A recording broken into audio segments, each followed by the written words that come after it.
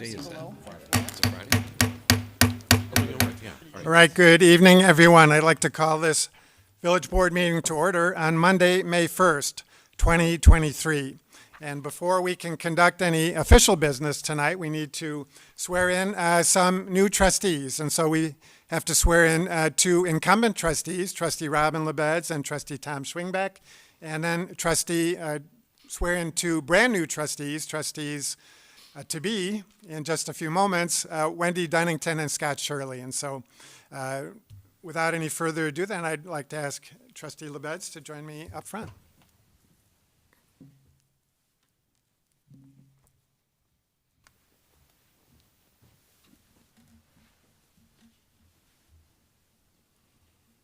Stand on this side. Okay, Robin, if you'd raise your right hand and repeat after me, I, and state your full name. I, Robin LaBedz, Having been elected to the office of trustee having been elected to the office of trustee in the village of Arlington Heights, in the village of Arlington Heights, in the county of Cook, in the county of Cook, do solemnly swear and do affirm solemnly swear and affirm that I will support the Constitution of the United States that I will support the Constitution of the United States and the Constitution of the State of Illinois, and the Constitution of the State of Illinois, and that I will faithfully discharge the duties and that I will faithfully discharge the duties of the office according to the best of my ability. of the office according to the best of my ability. Congratulations, Robin. I know you will.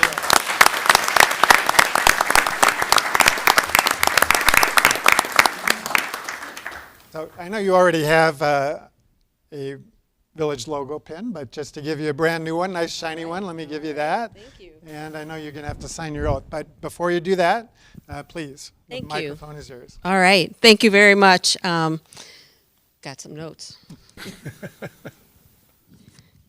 It is hard to believe that I've been on this board for 10 years, and after 10 years, Trustee Tinaglia and I are now the senior trustees. And the only person on this board longer is Mayor Hayes. So it's kind of amazing how much change there's been in the last 10 years.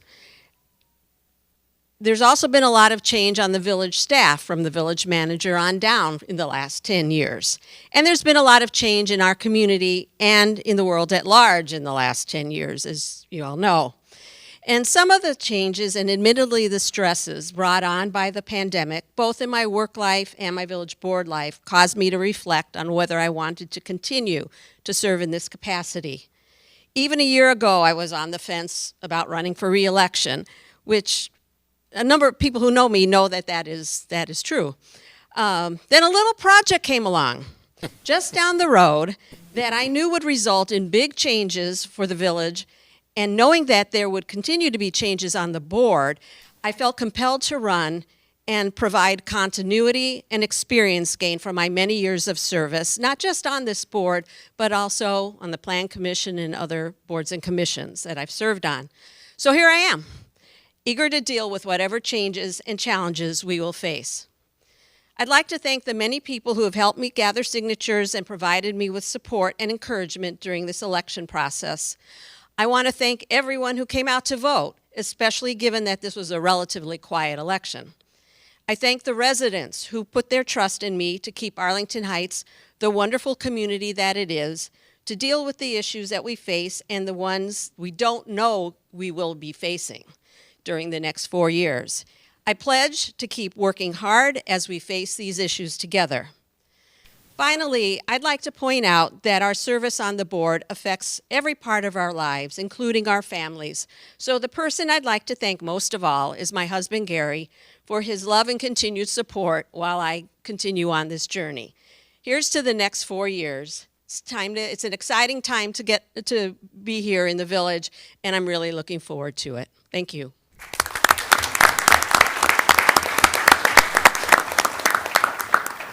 Just take that over with Becky. Thanks. And next, Tom Schwingbeck.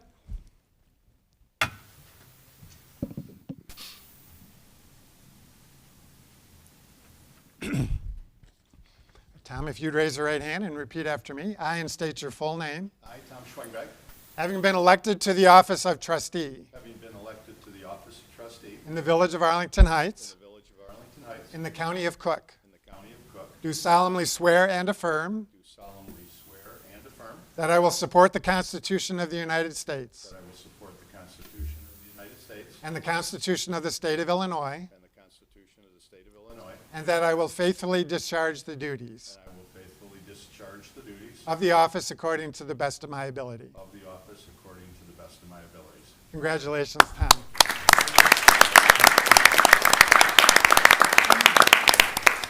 Logo pin for you as well, and a microphone. I'm going to keep this nice and short and sweet so we don't go till 10:30 tonight. I'm as excited right now as I was 4 years ago. I truly love the village of Arlington Heights. I love representing all the residents of Arlington Heights. As Robin said, most of the offices in this last election were uncontested, except for the school boards, and we still had a fair amount of people that came out and voted, which is extremely reassuring. And I really hope that the rest of the residents who are voting residents of this town look at this board here and appreciate the work that we do and consider that we're doing a good job for them. I too want to thank my wife for the last 4 years and even prior to that when I ran once before. I attended board meetings for a few years before I was even elected to this position. It's a lot of work canvassing neighborhoods. It's a lot of work to come here on Mondays. And my family and wife are extremely supportive of me. So I want to thank them and also just thank all the people that have helped me over the last couple elections. Even this one here, from September until December, we were out on the streets collecting signatures, talking to residents, finding out what was important. And had it been contested just like it was 4 years ago, we would have been out canvassing neighborhoods from December until election night. So it's a tremendous amount of work, and I really love doing it. And I'm honored to be representing for another 4 years the residents of Arlington Heights. Thank you.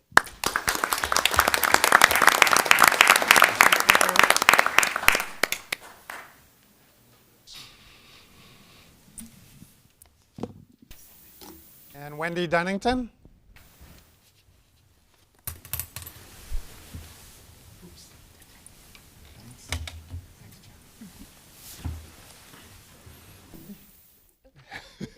You raise your right hand and repeat after me. I, and state your full name. I, Wendy Dunnington, Having been elected to the office of trustee having been elected to the office in the village of Arlington Heights, in the village of Arlington Heights, in the county of Cook, in the county of Cook, do solemnly swear and affirm do solemnly swear and affirm that I will support the Constitution of the United States that I will support the Constitution of the United States and the Constitution of the State of Illinois, and the Constitution of the State of Illinois, and that I will faithfully discharge the duties and I will faithfully discharge the duties of the office according to the best of my ability. of the office According to the best of my ability. Congratulations, Wendy. We know you well.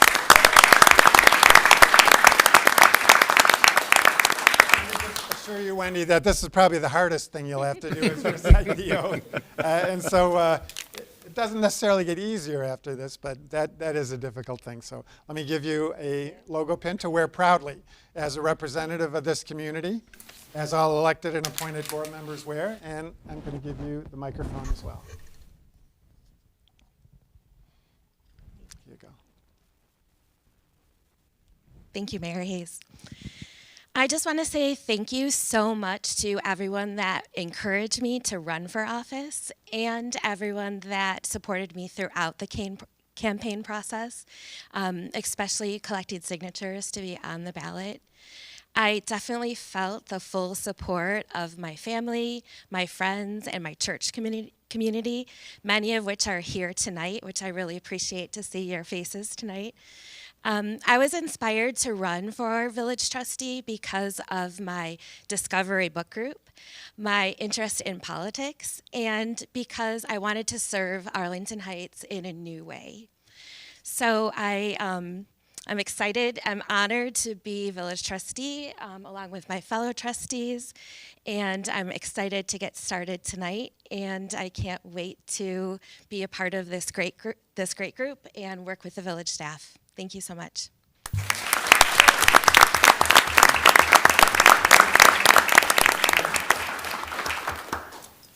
I'll have you sign with our village clerk. And Scott Shirley, last but not least.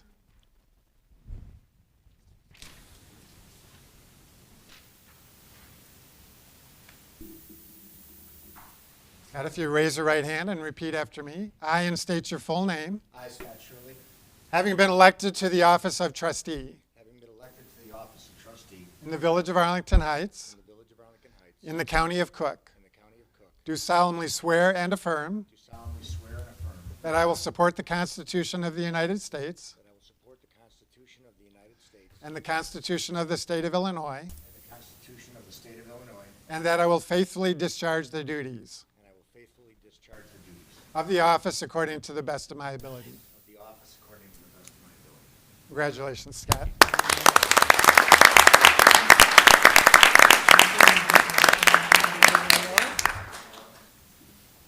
And the mic is yours. Thank you. I just wanted to say thanks to all the people that helped gather signatures. It turned out that was actually the campaign. And it was a lot of hard work, and I learned a lot from talking to people myself, gathering signatures. Thanks to all the people that provided me with counsel. I think I met with everybody that was on the board just to bounce it off them, the idea of running. And you know, most people encouraged me. There's a few people that said you shouldn't do that, Scott. Yeah. And but that's okay. I'm here now, and we're going to see how it goes. And then I just want to thank my family, my wife Chris, my daughter Sierra, my son Scotty, and I'm just really honored to be here. I'm a little overwhelmed, but I'm sure we'll kind of get in the groove eventually here. So with that, thanks to everyone.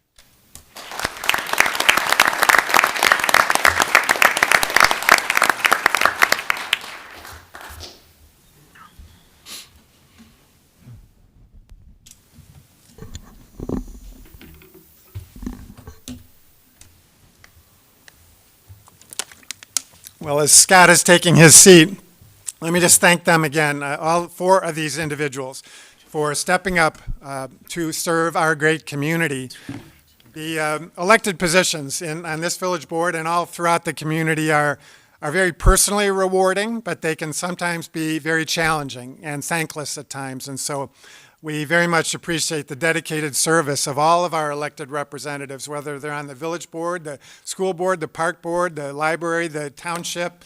And we just very much appreciate the dedicated service that they provide to our community, which again is oftentimes thankless and involves countless hours of dedicated work. And so I would just encourage, as all of these candidates indicated tonight, or the new trustees, that this race was uncontested. And I would very much encourage residents to step forward, step up, and fulfill your obligation as a citizen to give back to your community in one way or another. And there's no greater way to do that than by elected service. And so just a word of encouragement to those who maybe need a little push forward to step up and consider running for elected office in one way or another, or giving back to your community in one way or another. We've got so many people in this community that do that in countless ways, not just in elected offices, but teaching Sunday school, coaching Little League teams, volunteering at senior centers and throughout the community. And so that's what makes the quality of life in this community and sets us apart from others. And so we thank all those who give back to Arlington Heights in one way or another. So with that, I will now ask you all to please rise and join the newly elected village board in the Pledge of Allegiance. I pledge allegiance to the flag of the United States of America and to the republic for which it stands, one nation, under God, indivisible, with liberty and justice for all. Would the clerk please call the roll? Trustee Dunnington, Here. No. Here. Trustee Schwingbeck, Here. Trustee Bertucci, Here. Trustee Tinaglia, Here. Trustee Grasse. Here. Trustee LaBedz. Here. Trustee Shirley. Here. Trustee Baldino. Here. President Hayes. Here. First item on the agenda is the approval of minutes. We have two sets to approve tonight. The first is from the committee of the whole meeting of April 10th, 2023. Are there any changes or passes besides Trustee Dunnington and Shirley? Move approval? Second. Motion to approve by Trustee Schwingbeck, seconded by Trustee LaBedz. Any questions or comments from the board or the audience? Seeing none, all those in favor say aye. Aye. Any opposed? Next, the minutes from our village board meeting of April 17, 2023.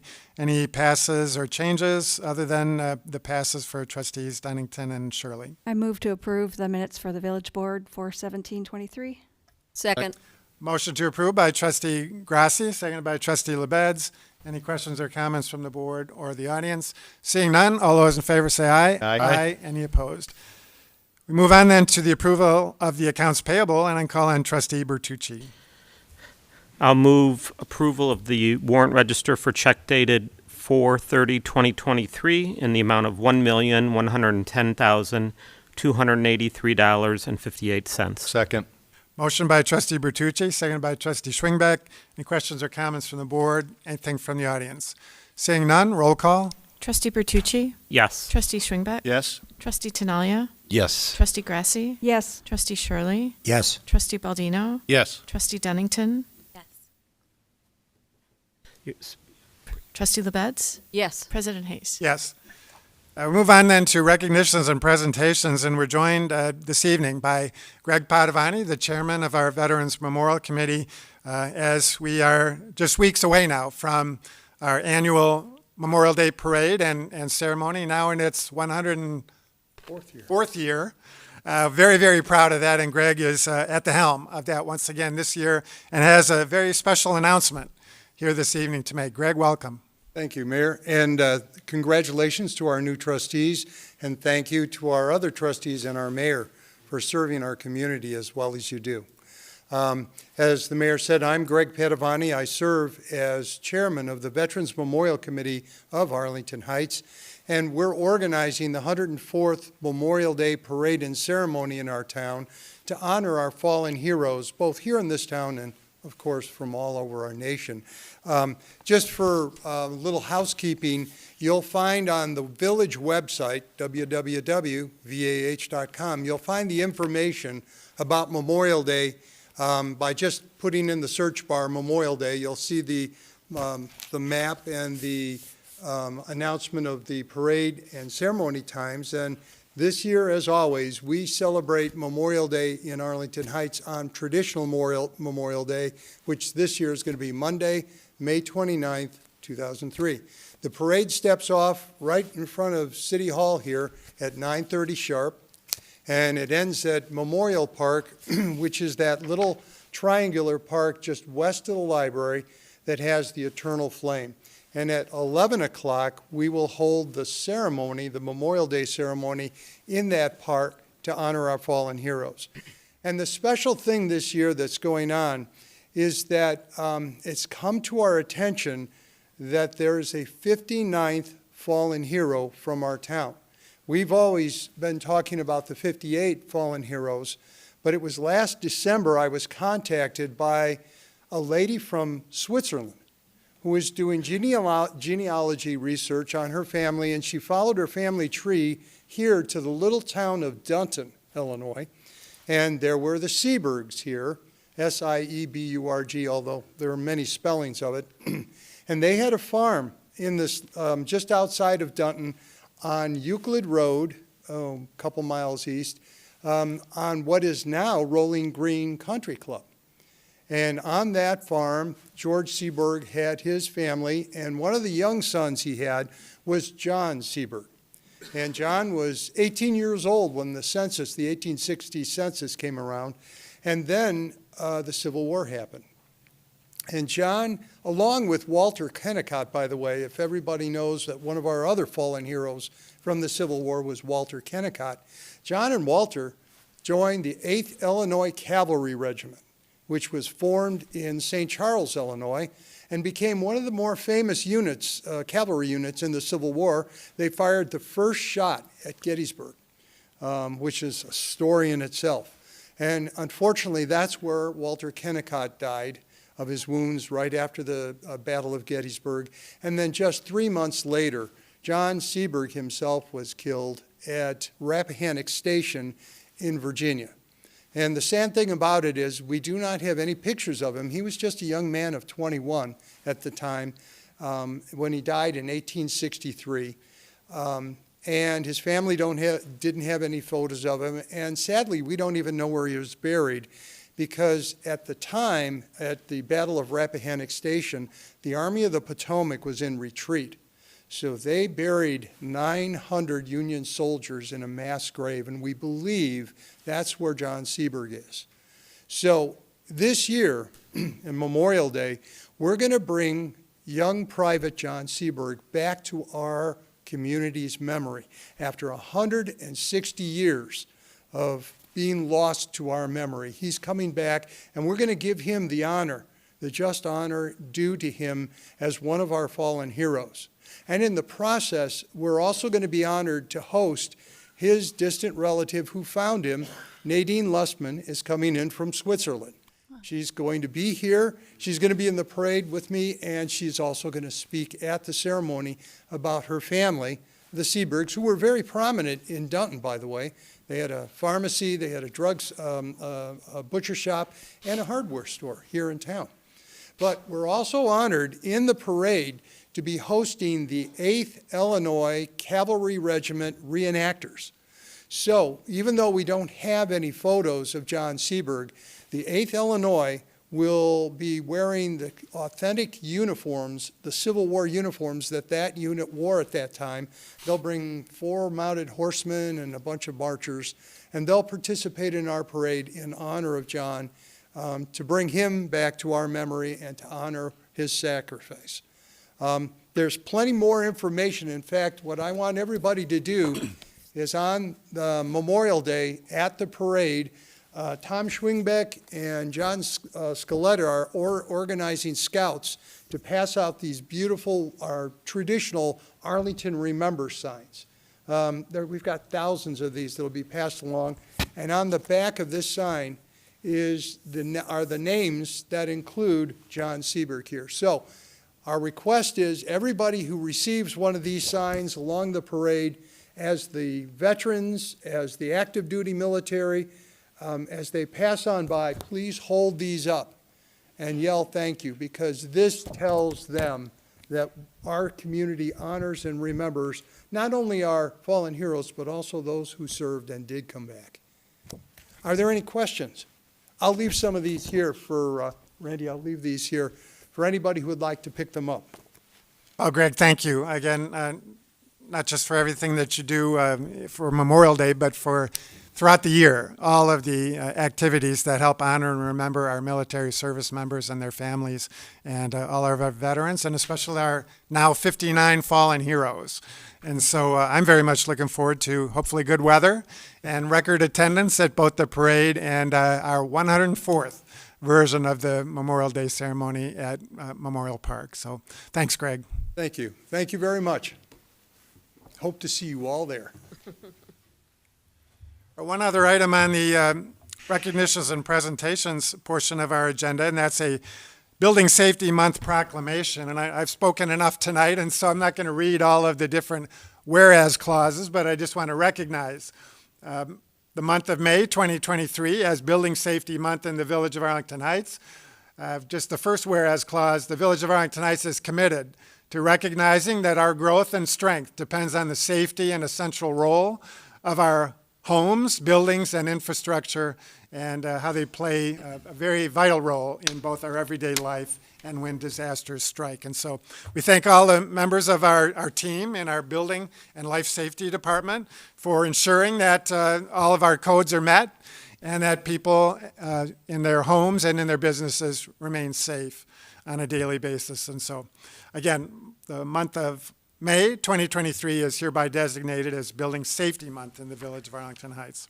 So there being no further recognitions and presentations, we'll move on to citizens to be heard. And I don't have any blue cards from individuals to speak under citizens to be heard. There's one from Mr. Mearsman. I'm sorry. No city stickers for cars. Mr. Mearsman. Hello, my You name may is... be getting your wish, Mr. Mearsman, just so you know. You may be getting your wish. So why don't you tell us what you're wishing for? I apologize for being late. This pertains to some of the trustees who did not run for re-election, so I'm sorry for being late. My comment concerns an article in the Chicago Tribune. It says property taxpayers receive approximately $50 from the village. Leaders reported $12 million surplus from last year's budget. I thought that that should be on top because it's very important. The mayor and the board of trustees must be given credit for laying the framework for success. Congratulations. You led the way for Arlington Heights to be a thriving municipality. Thank you for your honest, hard work for many years. The taxpayers are lucky to have you. Thank you. All right, thank you, Mr. Mearsman. Anyone else in the audience wish to address the board on items not on the agenda? All right, seeing none, we'll close. There's a hand. I'm sorry, why don't you come forward? And just give us your name if you would. Hi, my name's Tina Hayden. This is my father, John Illick. We're here, thank you so much for letting us speak with you today first. We're here because they had a water main break in their driveway on April 2nd. And the Works Department was fabulous. They came out quickly, helped us manage it, get it under control, and they patched it. However, as we've gone through the insurance process with Irma, we feel that they have not done a thorough investigation of everything. They went through a statute that they called, and hold on one second, the Tort Immunity Act. But really, they never came out to take a look at what was going on and do a thorough investigation of the Vista. My parents live at 2105 North Cherry Hill Drive, which is one of the older subdivisions. It's approximately 60 years old. They've lived in their home over 40 years. And actually, the subdivision, over the past several years, has had more than 8 water main breaks throughout, mostly on our actually end of the subdivision. So they're going through a process of, I guess, there's a 5-year plan to replace all the water mains and move them to the street. I'm assuming because there is a problem with the system within this subdivision. We feel that should have also been part of what was being reviewed. So we were just not sure of how to go through those next steps of trying to get a full, thorough investigation of really the fault, not the fault, but of the review. The review for this claim. So Well, we figured appreciate we'd come it. and address it with you guys and see. Yeah, we've certainly got the subject matter experts here to discuss that, but I don't know if Mr. Reckloff wants to get into that, or should we get back to them? I'm happy to speak with them. If I was going to give you my business card, and Okay. if you want to give me a call, or if you give me your number, I'll give you a call. And Nobody responded to us, and our house is under a bad situation now. Everything was a 1.5 water all over. Right. And the drywall is out, furnace was underwater, hot water heater, wash machine, dryer, furniture, everything is gone. All walls, they open now. And now what people came to clean up that mess cost me $9,500. Now a second phase to put back together is gonna cost possible $20,000 or more.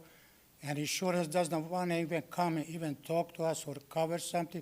What do we need insurance just to be on a paper? If they don't come, we need them. Right. Sir, and ma'am, thank you for bringing this to our attention. This is the first time that we're hearing this, and so the village is certainly willing to try to help and certainly answer your questions at least. And at some point, if we need to explain the Tort Immunity Act, we can do that as well. But not the time and place now because we're just hearing about it. So, but we're definitely going to get back to you. I hope we hear from you. All right, thank you very much. We can promise that. Appreciate it. Right. Thank you very much. All right, now, anyone else in the audience who wishes to address the board on items not on the agenda? All right, seeing none, I will then close the citizens to be heard portion of the agenda and move on to the report of the committee of the whole meeting from earlier this evening. And we do have 2 items to report out. And the first was a motion made by trustee Schwingbeck. Thank you, Mayor. I move now, as I did earlier this evening, to recommend to the Liquor Commissioner the issuance of a Class B and Class T liquor license to BMAH Incorporated, doing business as Brookhaven Market, located at 450 East Gulf Road. Second. Motion by trustee Schwingbeck, seconded by trustee Grasse. Any questions or comments from the board or from the audience? Seeing none, all those in favor say aye. Aye. Any opposed? Congratulations to Brookhaven, and good luck to you. And we have one other motion to report out, and that was made by trustee LaBedz. Thank you, Mayor Hayes. I move to concur in the mayor's appointment of Matthew Fink for appointment to the Special Events Commission with a term ending April 30th, 2025. Second? Motion by trustee LaBedz, seconded by trustee Baldino. Questions or comments from the board or from the audience? Seeing none, all those in favor say aye. Aye. Any opposed? All right, Matt, if you come forward to the podium. We do have one other swearing in to do tonight, and that's we have a appointed commission member. And so, Matt, we thank you for your willingness to serve. And if you would raise your right hand and repeat after me, I, and state your full name. Matthew Fink, Having been appointed to the Special Events Commission having been appointed to the Special Events Commission in the Village of Arlington Heights, in the Village of Arlington Heights, in the County of Cook, in the County of Cook, do solemnly swear and affirm do solemnly swear and affirm that I will support the Constitution of the United States that I will support the Constitution of the United States and the Constitution of the State of Illinois, the Constitution of the State of Illinois, and that I will faithfully discharge the duties and that I will faithfully discharge the duties of the office according to the best of my ability. of the office according to the best of my ability. Congratulations, Matt.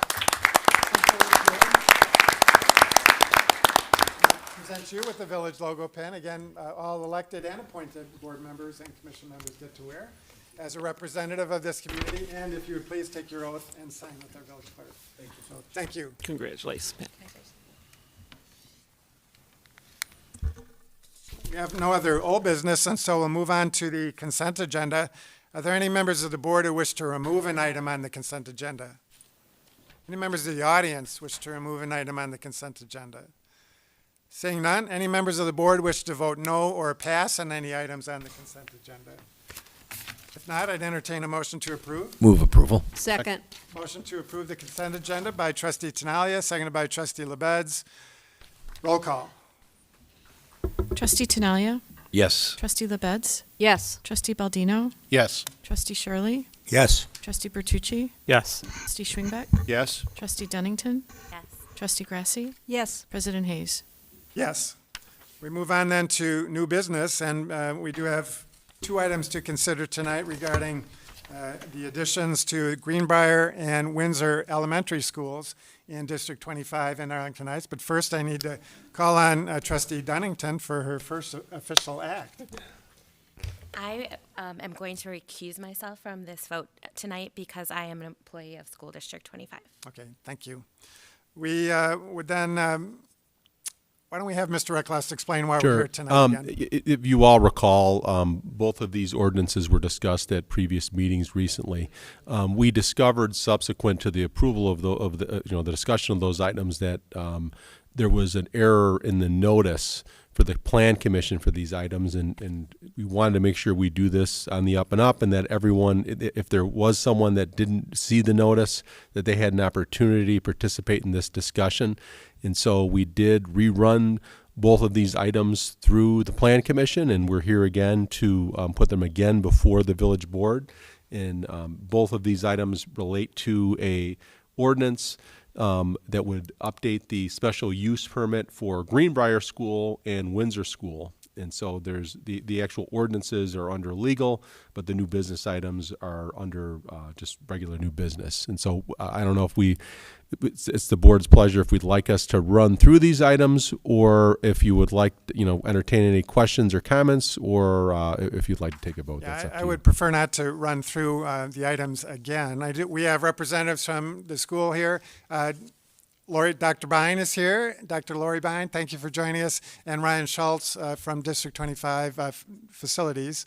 And so we appreciate you being here. And again, we don't want you to go through the whole thing. Is there anything new to offer?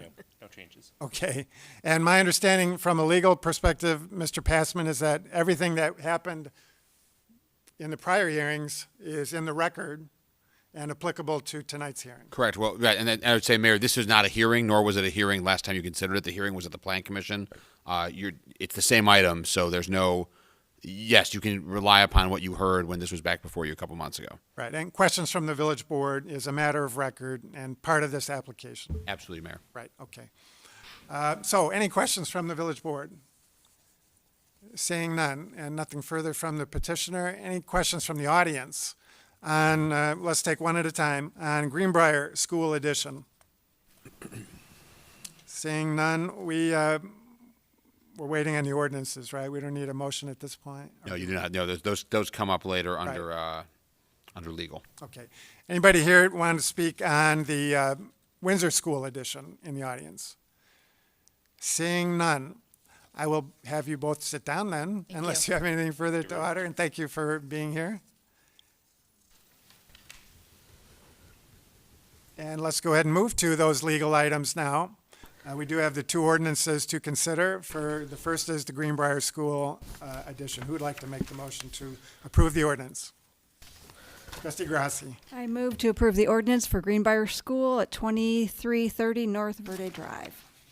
Second. Motion by Trustee Grasse, seconded by Trustee LaBedz. Any questions or comments from the board or from the audience? Seeing none, roll call.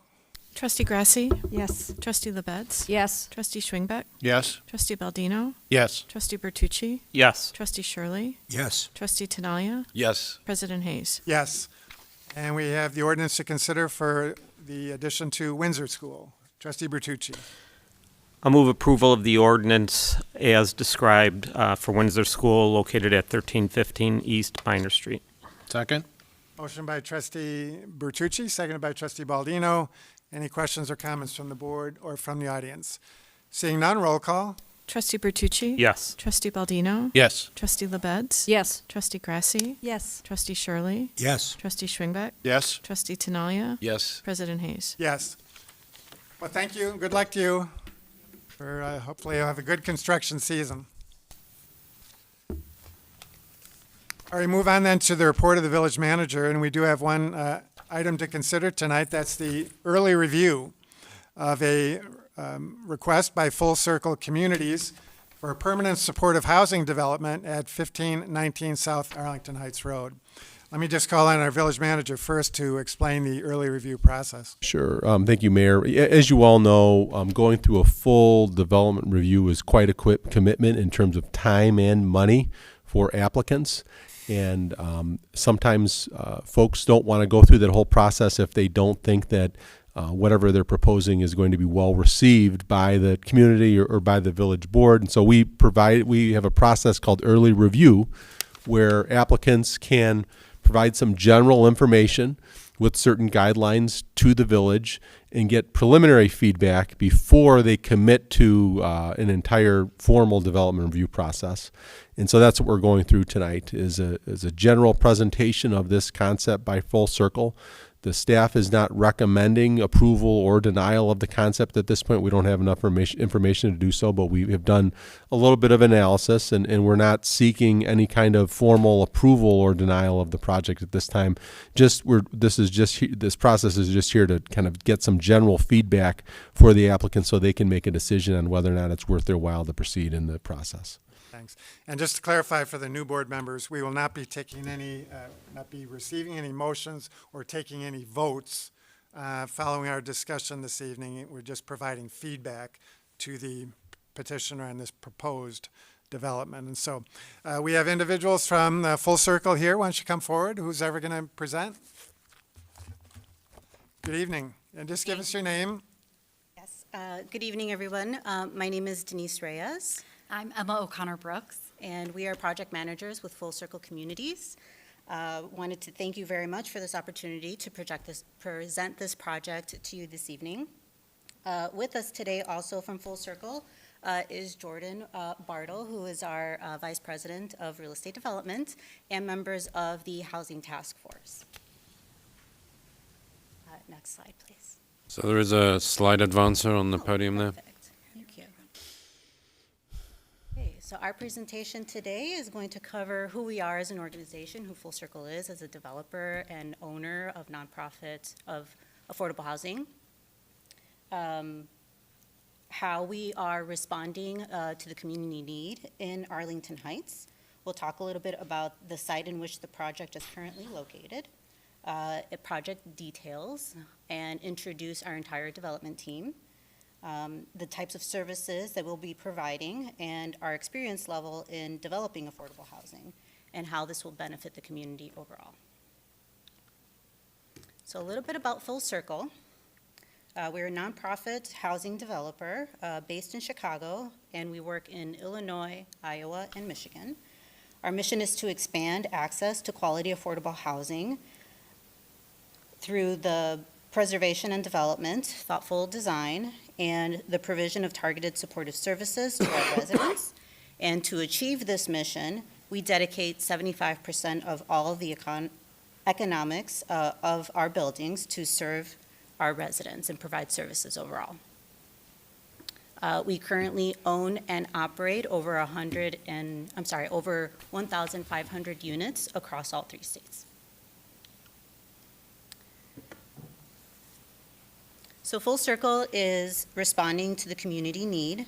After the success of Hart's Place, we were approached by the Housing Task Force to develop a new construction permanent supportive housing project here in Arlington Heights. Hart's Place is currently fully leased and has a very extensive wait list. The demand for permanent supportive housing is also supported by a market study that Full Circle commissioned through a third party that also aligns with the priority need of developing affordable housing here in Arlington Heights.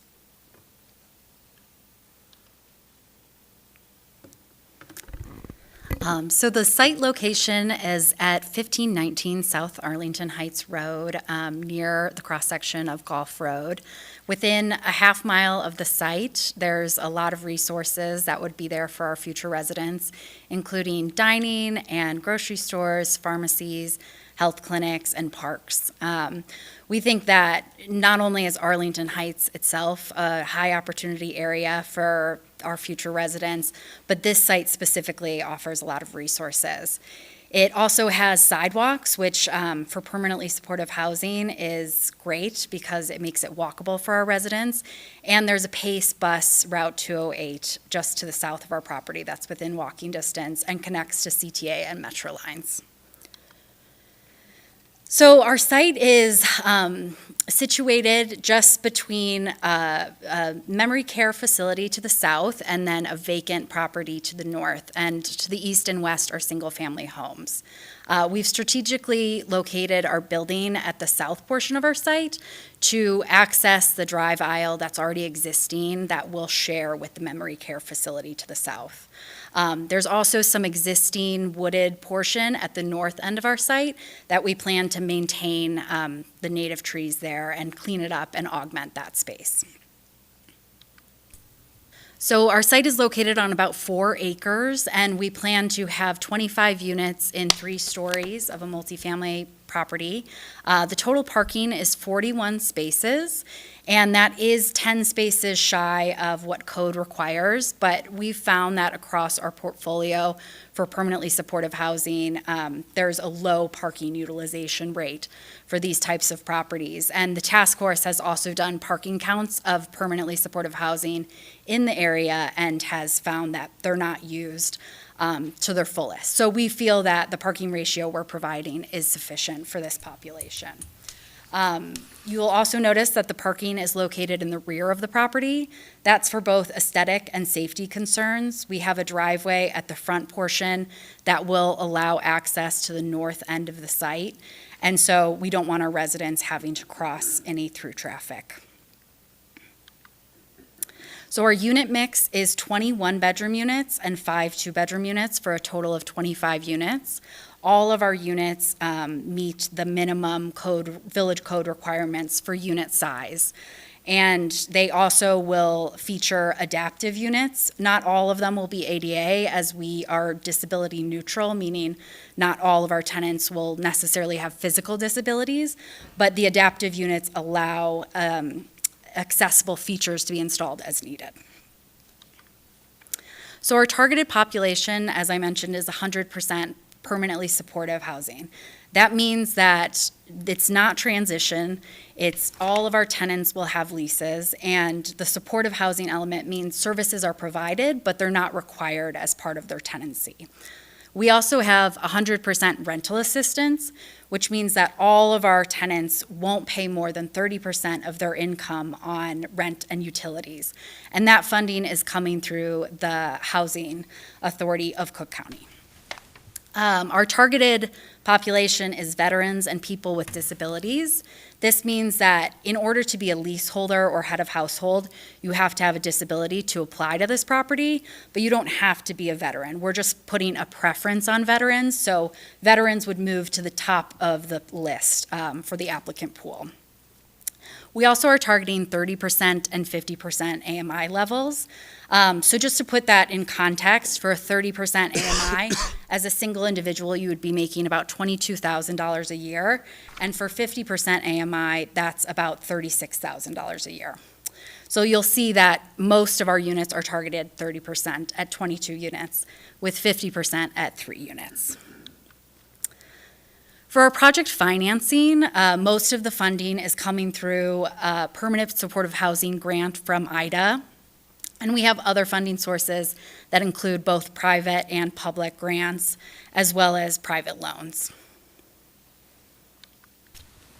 For our project timeline to date, we've secured all of our funding sources and have come up with our conceptual project plan as we've presented to you tonight. Our goal is to get a permit by this fall with financial closing by the end of the year. And we anticipate construction will take about a year, so we're hopeful that by 2025, we'll be able to transition it to our full circle management, which will then continue on to own and manage the property.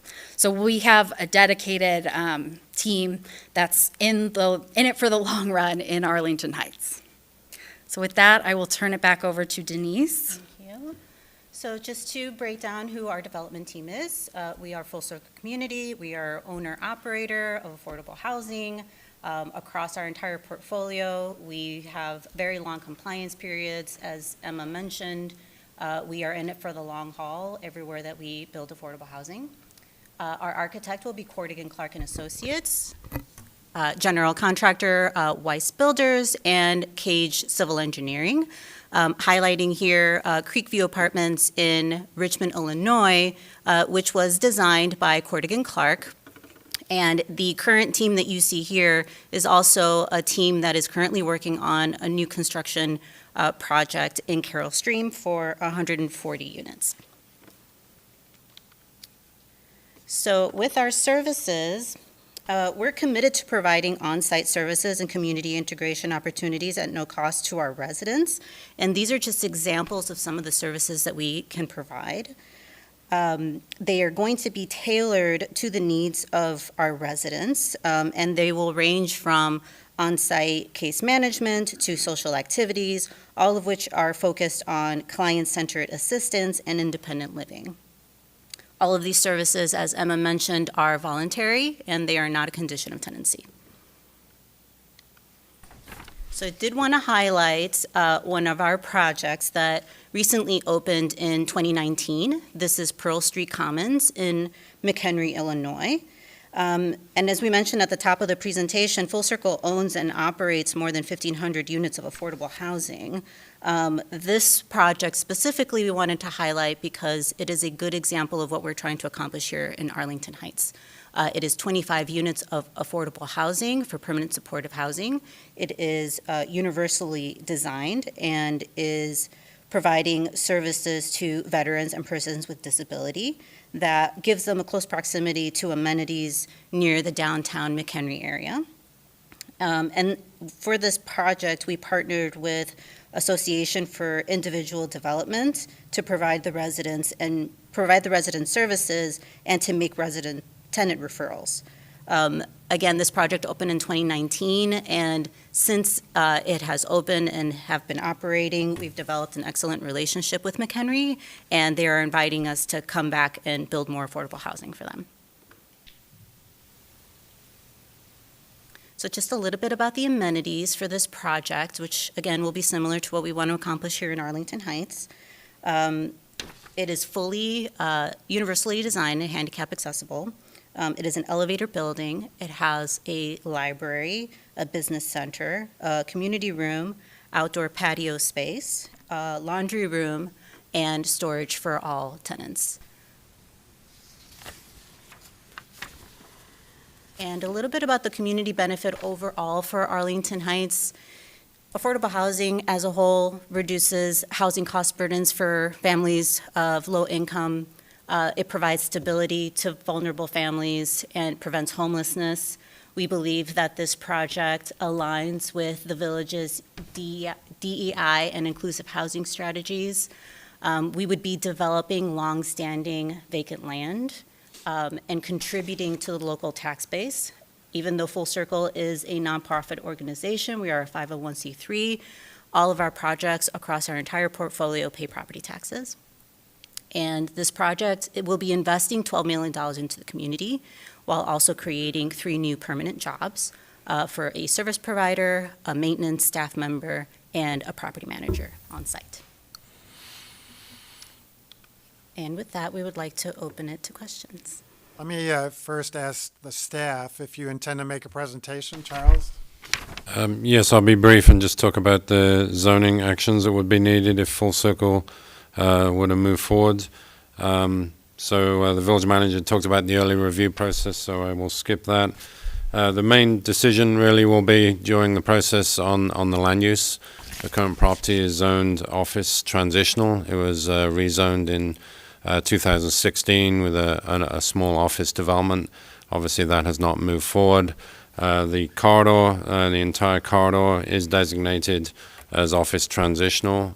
So all the kind of light brown color, that's the office transitional. To the south with the memory care facility, that was rezoned a few years ago to institutional. The request for this would be to rezone to institutional, so that could be consistent with the zoning to the south, and then there would need to be the change to the comprehensive plan. The site to the north is a 5-acre vacant parcel. The only proposal we've had recently is very conceptual townhouse type development, so that could develop potentially as a townhouse. It would have to go through that same zoning process. Potentially it could be an office. Changing this to institutional wouldn't necessarily change that.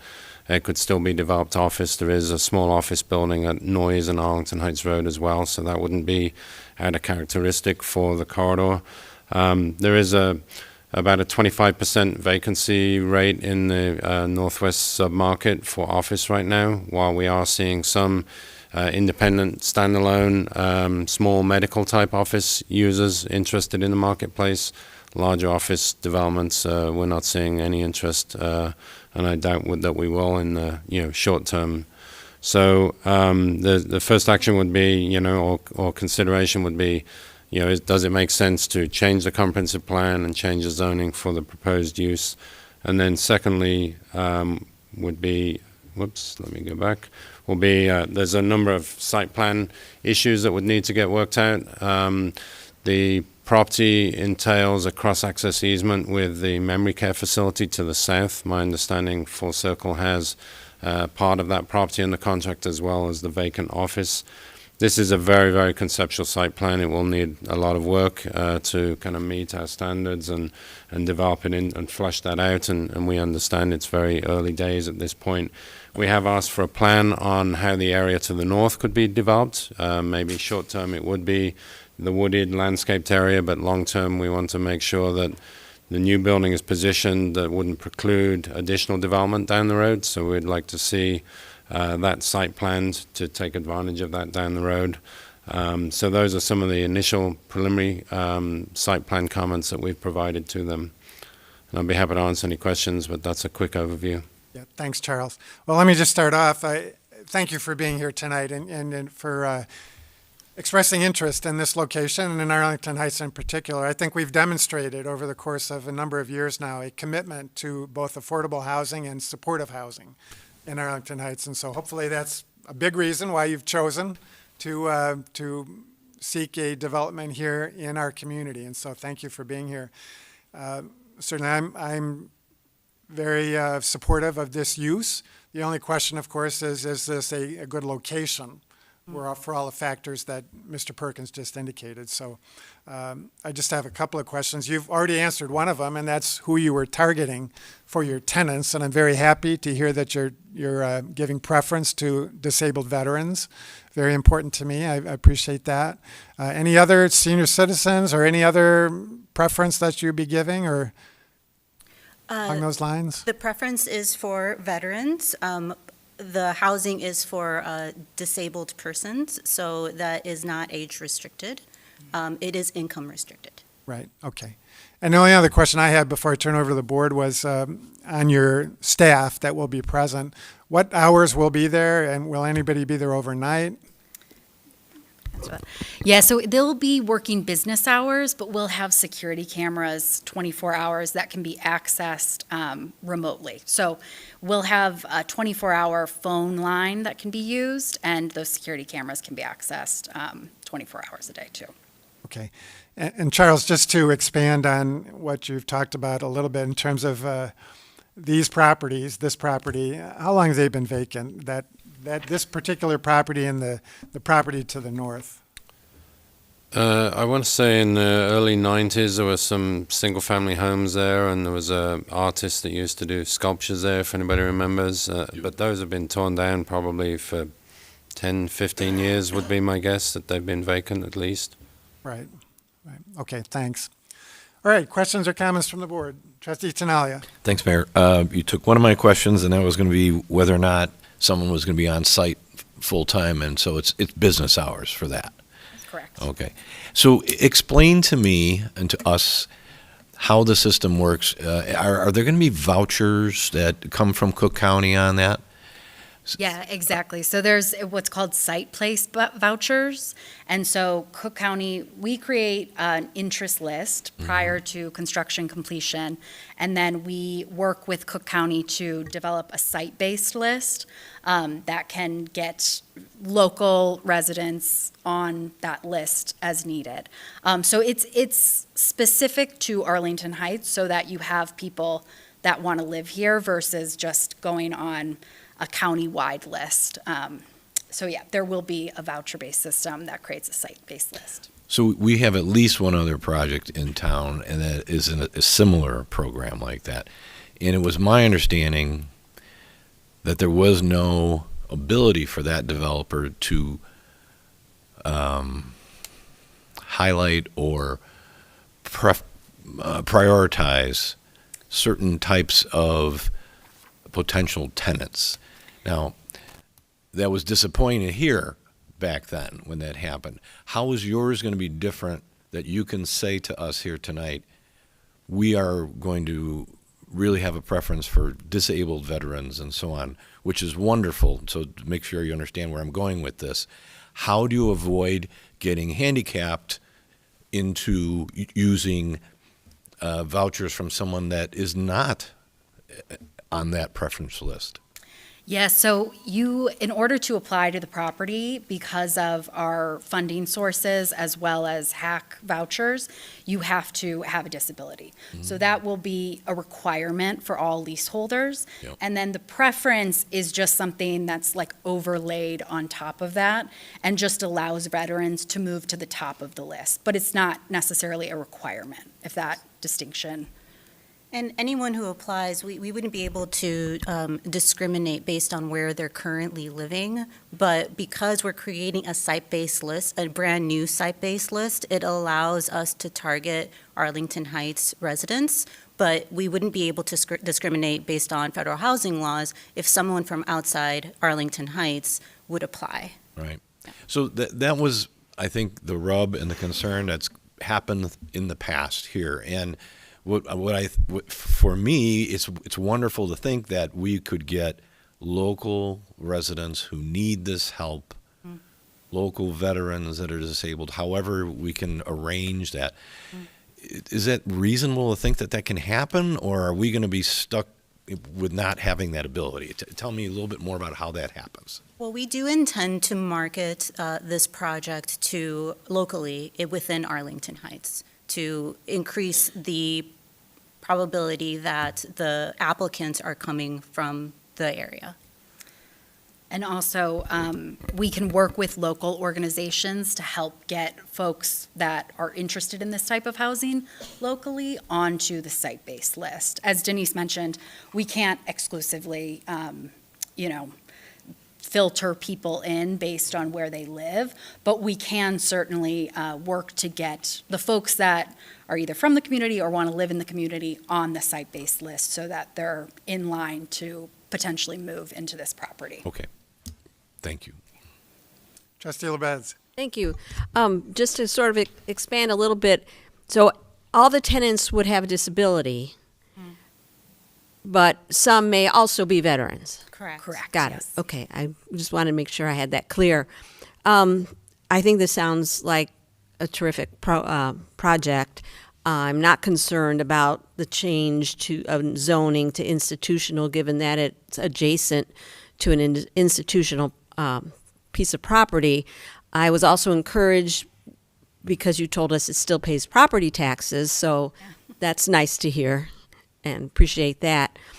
Charles, I have a question for you. I didn't quite understand what you were saying about the part of the parcel to the north and the I think I missed a couple words or something when you were describing that part of it. Not the property that they would own, but the northern part of that. So there's a 5-acre parcel here just north of their property. Right. And some of the concepts that we've looked at in the past have had, cross-access points to provide a driveway kind of lining up with Emerson, so we don't want lots of curb cuts along Arlington Heights Road. And then if you look at the plan that's been presented so far, we don't exactly know what's going to happen to this area, which is between the two. Mm-hmm. And so we just want that to be planned out in the event there is a need for cross-access or the event there is a need for a second ingress-egress point onto Arlington Heights Road. For example, if there were to be a second building considered down the road, the position of this building may be a bit too far north, and it may preclude that. So by shifting it south a little bit now, planning for it, it allows greater flexibility down the road. That's really what we're talking about. So there would be room for a second building? You could potentially get a second building on this site if this building was shifted south a little bit. Okay. All right. Thank you. Thank you. The materials that we were provided in the packet were very good, and your presentation was very helpful. Thank you for choosing Arlington Heights for this type of a project. I know the need is great. So thank you. Trustee Grasse. Oh, thank you. I want to thank you for the presentation and for considering Arlington Heights also. And I would support the land use designation change from office to institutional, specifically because we have the memory care to the south, and I am just so appreciative for the important need for this kind of permanent supportive housing in our area, and its access to public transport, to shops, to work and shop, and so I just really thank you. But I do support the possible change in land use designation for this. Thank you. Great, thank you. Trustee Bertucci. Thank you. My first question is to staff or whoever can provide. If we look at the site plan, Charles, can you go back to the aerial view? So if we look at the mouth of the sea, so to speak, east of the property, what are those? Are those houses that are there? Yes, there are 2 single-family homes just kind of east that kind of protrude almost into the property. I mean, it's a separate property. Okay. So where you see the word, Emerson, East Emerson here, yeah, kind of dead ends, and there's a house here and another house here. One of the houses was a tear down in the 2000s, early 2000s, and a big new home was built there. So those are 2 single-family homes. Okay. Okay. And at some point in time, there'll have to be obviously community meetings, giving the residents a chance that are in the area to have a chance to meet with the developer, correct? Yes, we always recommend early on in the process that the developer host a neighborhood meeting. Okay. Both the neighborhoods residents to the east as well as to the west of Arlington Heights would encourage that they be invited to a neighborhood meeting where the developer can, start a dialogue and explain their project to them. Okay, great. And then my other question to you ladies is the funding. Can you provide any more details on the funding? Is it strictly going to be coming from one of these Cook County, or there's so many projects that, shouldn't say so many, but we certainly all know of a main project in downtown Arlington Heights where the funding really created a stop work situation, so to speak, before even shovels got in the ground. So, and over the years of my involvement in town and looking at projects in other towns, I've seen skeletons of buildings go up and then stop, that type of thing. So can you tell me a little bit about your funding and your sources, and have you stress test your planning, so to speak, for these higher rates that are that we're starting to experience and may experience for another year or two? Sure. If you could pull up our slide again, we do have one slide that has details on our funding sources.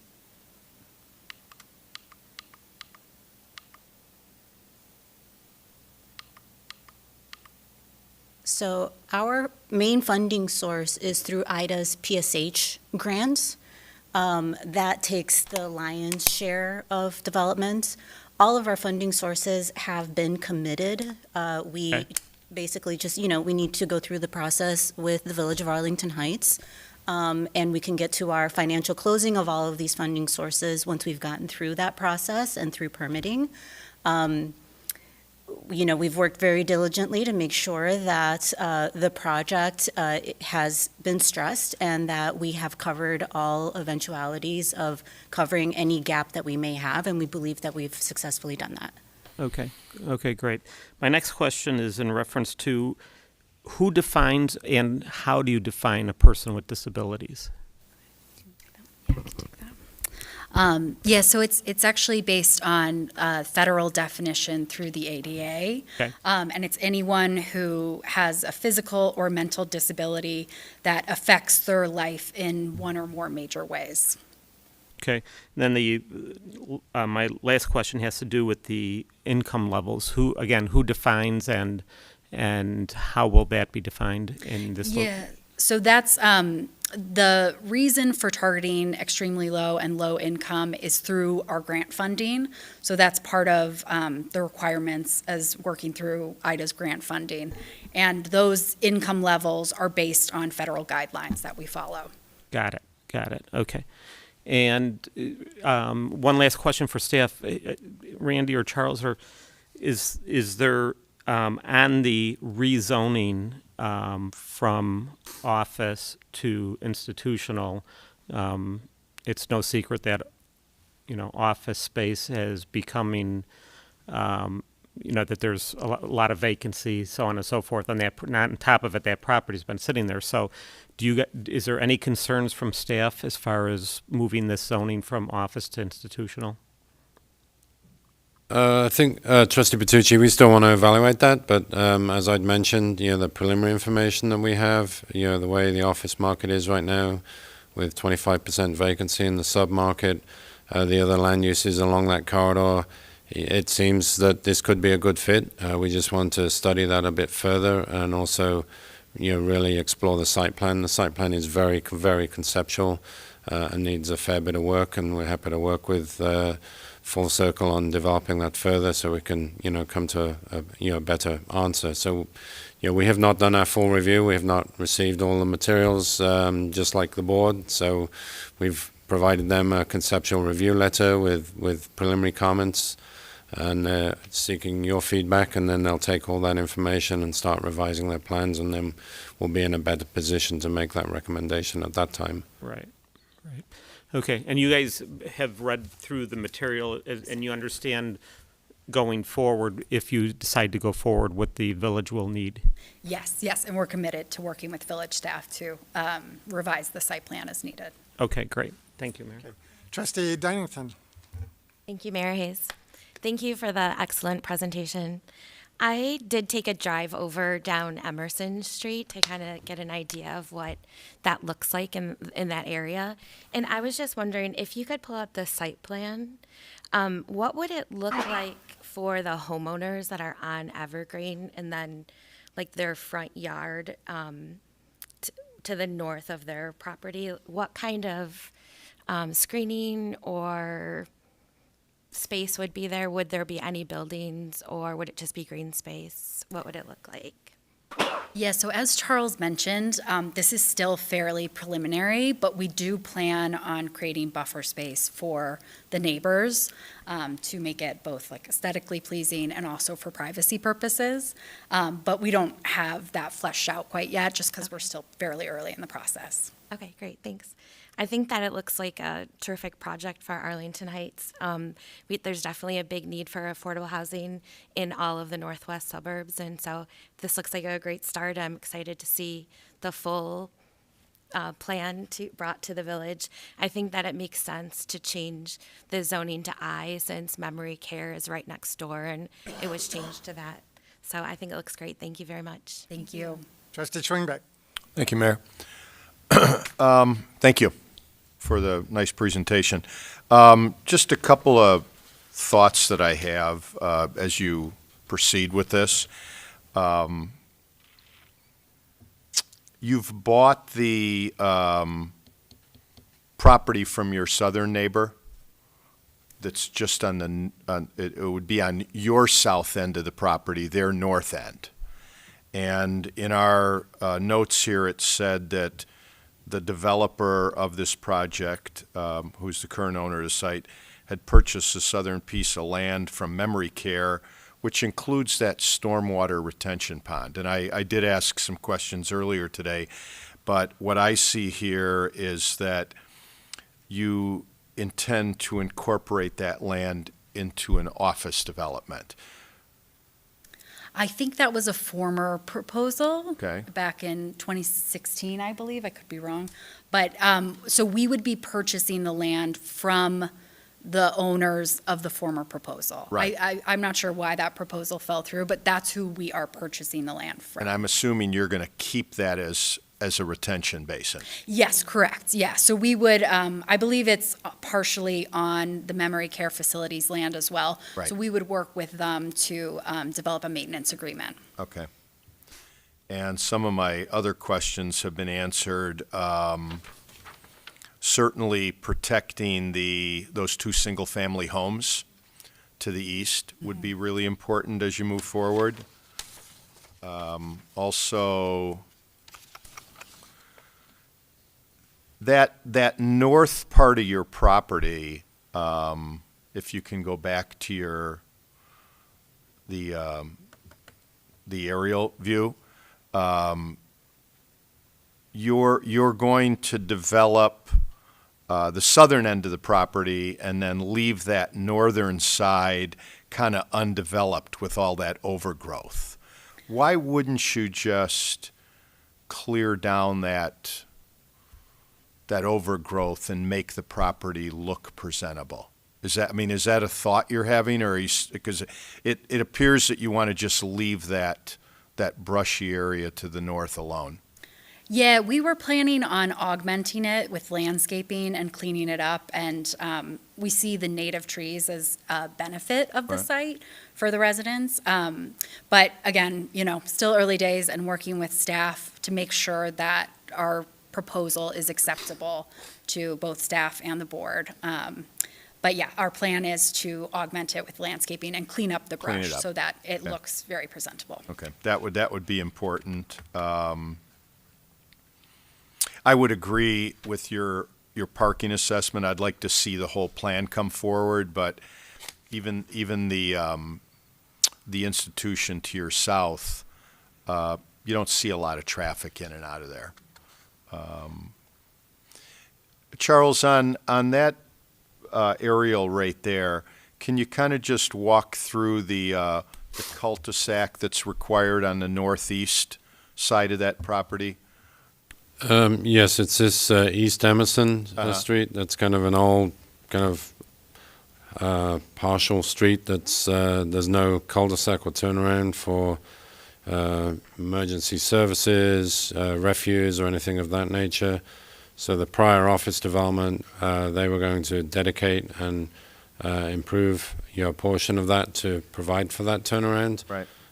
So we'd be looking at least for the dedication. We have to talk further with engineering and public works and fire department on what their needs would be after that. I think that wasn't that discussed at some point in time with on the other proposal with the fire department? And it was a requirement in 2016 of the office building that was approved, and in our preliminary comments to Full Circle, we've already advised them of that issue that needs to get worked out. Okay, very good. Well, that's all I have, Mayor. Trustee Baldino. Thank you, Mayor, and thank you for your presentation. My main question has been answered, the question having to do with resident selection, and so I appreciate the further detail and explanation on that. Let me just say that, I understand that this is kind of a concept portion of the planning process. It certainly seems to me that you've got your services lined up, that your funding is lined up, and there's no question that there's a need. The one concern that's been voiced is that the question is this the right location? I think this is a great location. Is it perfect? No, but there's not going to be a perfect location. And so, just to keep it short and sweet, I am supportive of the potential zoning change, and I'm looking forward to seeing the more detailed plans and the process move forward. I think you've got a pretty good idea of the kind of questions that we're looking to have answered and that staff is looking to have answered. And so, like I said, I'm looking forward to seeing the more detailed plans as they move forward. Thank you, Mayor. Thanks. Trustee Tinaglia. Thanks. One last comment, and maybe this is more towards for Charles. I suspect your thought on a second building is wise and intuitive. Whether or not it's on the minds of these developers today may not be, but it's reasonable to think that that's something to consider. So then you start to think about parking. You start to think about what the impact of that all will be, and how does that all fit on the site nicely with proper buffers and so on. So my point in all of this was just to suggest to you both sides, staff and petitioner, the phrase we use is land banking parking, because if you can show that it's possible, that if the need is there, it can be implemented. But don't do it unless you have to. Use the parking that you know in your analysis, from your history and your experience, works. And go forward with those numbers that make sense. But to make sure everyone's safe in the long run, whether there's one building or two buildings, show that there's room for land bank parking if the need arises or something changes on the building in 20 years or 25 years. It's a good idea to have a thought as to where that might be. That's all I had. Anything else from the board before I go to the audience? Saying none, I do have one blue card. Arlen Gould. Arlen?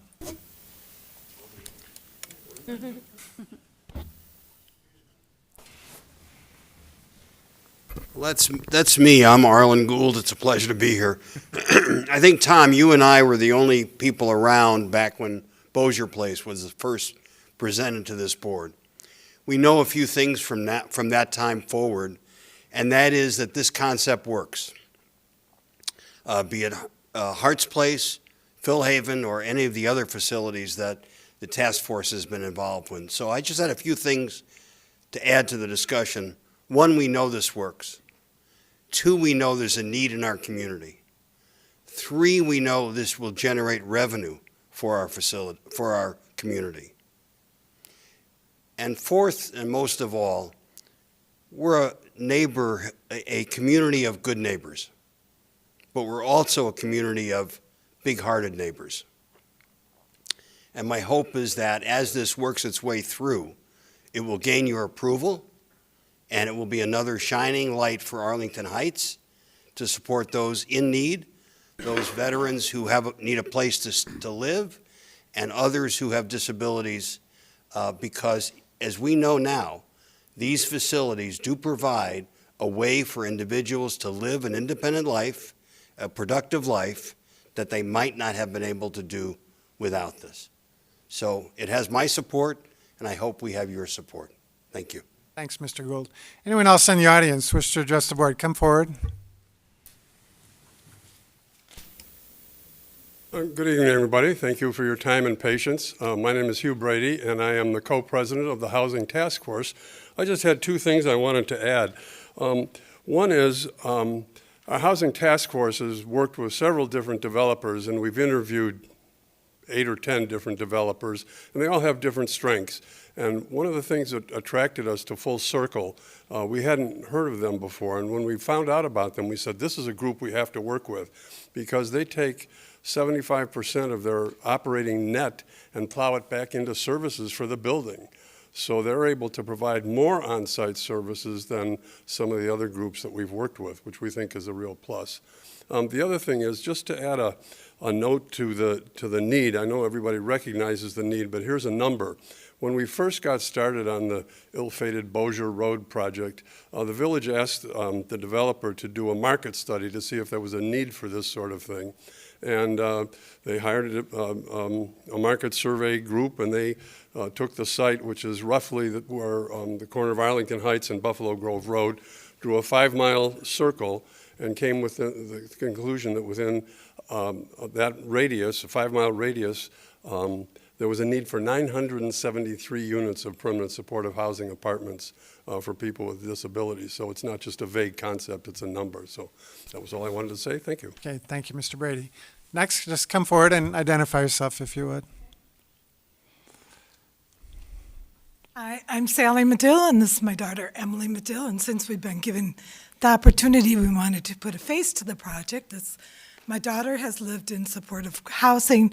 We're very grateful to everybody who'd made it possible. My daughter's not a veteran.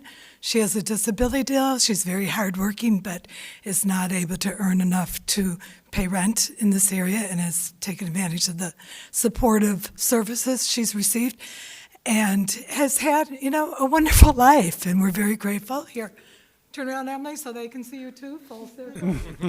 This is who you're working for, one of the people. Say hello, dear. Hi. Hi. The microphone.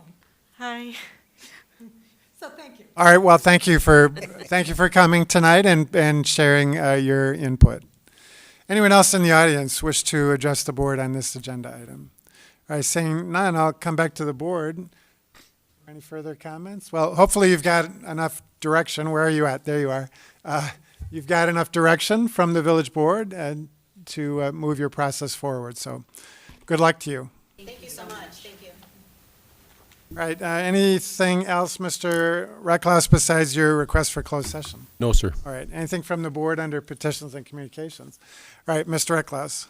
Thank you, Mayor. Staff would respectfully request or recommend that the board enter into closed session per 5 ILCS 120/2C21, discussion of minutes lawfully closed, whether for the purposes of approval of the minutes or the semi-annual review of the minutes, and 5 ILCS 120/2C5, purchase or lease of real property for the use of the public body, including discussing whether a particular parcel should be acquired. Is there such a motion? So moved. Second. By Trustee Baldino, seconded by Trustee Schwingbeck. Roll call. Trustee Baldino? Yes. Trustee Schwingbeck? Yes. Trustee Grasse? Yes. Trustee Dunnington? Yes. Trustee Shirley? Yes. Trustee LaBedz? Yes. Trustee Bertucci? Yes. Trustee Tinaglia? Yes. President Hayes? Yes. All right, we are adjourned into closed session, and we will not be reporting back out. Thank you all for joining us this evening.